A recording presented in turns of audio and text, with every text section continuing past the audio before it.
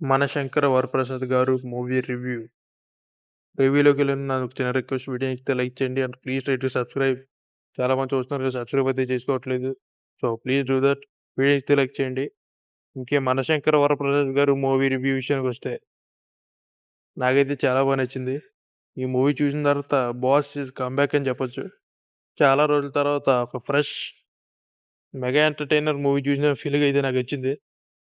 అనిల్ రావిపూడి ఇంకో hit పడినట్టే.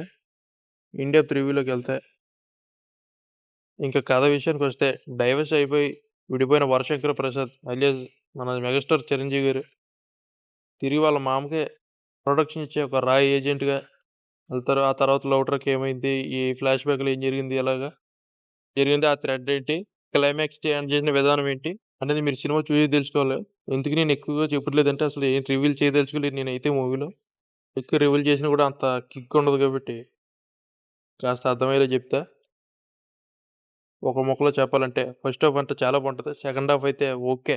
First half కంటే పోలిస్తే సెకండ్ హాఫ్ కొంచెం డ్రాగ్ చేసిన ఫీలొస్తది అక్కడక్కడ. బట్ ఓవరాల్‌గా మూవీ అయితే చాలా బావుంటది. ఆ బ్యాక్‌గ్రౌండ్ స్కోర్ గాని, సాంగ్స్ కానివ్వండి, megastar one man show. But Venkatesh గారి క్యారెక్టర్ ఇంకా బెటర్ చేసుంటే బావుండనిపించింది. ఏదో బలవంతంగా ఇరికించినట్టుంటది. నయనతార గారు ఆ ఇమేజ్ తెలీదు బయటికి. అంత బాగా యాక్ట్ చేసారు. స్క్రీన్ ప్రెజెన్స్ కానివ్వండి. మూవీ అయితే అల్టిమేట్ అని చెప్పొచ్చు. ఒక పండగ మూవీ. ఎందుకు సంక్రాంతి మూవీ ఇదే వినరనుకుంటా. ఒక బ్లాక్ బస్టర్ పడినట్టే. సాంగ్స్ కానివ్వండి, మనం 'శంకర్ ఎంబీబీఎస్' మూవీ టైంలో మెగాస్టార్ అలా వింటేజ్ మెగాస్టార్‌గయితే తీసుకెళ్ళిపోతారు. చిరంజీవి గారికి ఈ మూవీస్ అయితే సూట్ అవుతాయి పర్ఫెక్ట్‌గా. 'ఆచార్య', 'భోళాశంకర్', 'గాడ్ ఫాదర్' ఏయో సినిమాలు తీస్తున్నారు తప్ప మెగాస్టార్‌కి అసలైన సూట్ అయ్యే మూవీ అయితే ఇదే. సో, దాన్ని అనిల్ రావిపూడి పర్ఫెక్ట్‌గా హ్యాండిల్ చేసాడని చెప్పొచ్చు. బట్ లాజిక్స్ అయితే వెతకొద్దు.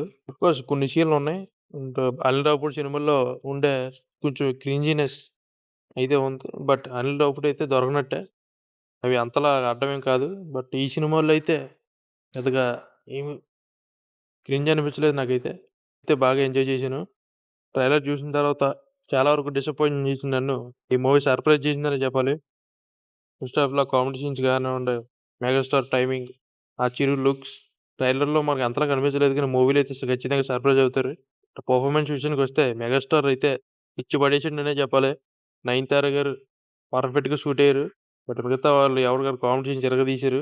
అసల వంక పెట్టడం లేదు. బట్ ఏమన్నా డిసప్పాయింట్ చేసి మైనస్‌లు ఏమన్నా ఉన్నాయి అంటే వెంకటేష్ గారి ఎంట్రీ ఇంకా పవర్‌ఫుల్‌గా చేసుంటే బాగుండనిపించింది. కొంచెం బలవంతంగా ఇరికించినట్టు అనిపించింది నాకైతే వెంకటేష్ గారి ఎంట్రీ క్యారెక్టర్. అన్న తర్వాత సెకండ్ హాఫ్ అయితే ఫస్ట్ హాఫ్‌తో కంపేర్ చేస్తే సెకండ్ హాఫ్ అయితే కొంచెం స్పీడ్ తగ్గినట్టు అనిపిస్తది. బట్ క్లైమాక్స్‌కొచ్చేసరికి ఖచ్చితంగా ఒక బెస్ట్ మూవీ చూసిన ఫీలింగ్ అయితే అవుతుంది. మనం ఎలాంటి మెగాస్టార్‌ని చూడాలనుకుంటున్నామో అలాంటి మెగాస్టార్‌ని అయితే ఈ సినిమాలో చూడొచ్చు. అదైతే కన్ఫర్మ్. బట్ ఆ సాంగ్స్ గానివ్వండి, ఒకళ్ళ స్టాప్ ఒకళ్ళు డాన్స్ చేయడం అసల అన్‌ఎక్స్‌పెక్టెడ్. ప్రతీదీ అయితే నాకు చాలా నచ్చింది. సో, ఇంక నేనైతే ఏం రివీల్ చేయదలుచుకోవట్లేదు. ఓవరాల్‌గా మూవీ ఎలా ఉందో చూడొచ్చంటే ఖచ్చితంగా థియేటర్‌లో చూడొచ్చు. టికెట్ రేట్స్ ఇంతకు పెంచారు. ఫ్యామిలీ ఆడియన్స్ వస్తారా అనిపించింది టికెట్ రేట్స్‌కి. బట్ మూవీ అయితే చాలా వరకు సాటిస్ఫై చేస్తుంది. సో, ఇంక నేనేం రివీల్ చేయదలుచుకోలేదు. ఆల్మోస్ట్ చాలా చెప్పేసాం ఇప్పటికే. ఓవరాల్‌గా మూవీ ఎలా ఉందో చూడొచ్చు అంటే ఖచ్చితంగా థియేటర్‌లో మనల్ని సర్ప్రైజ్ చేయొచ్చు.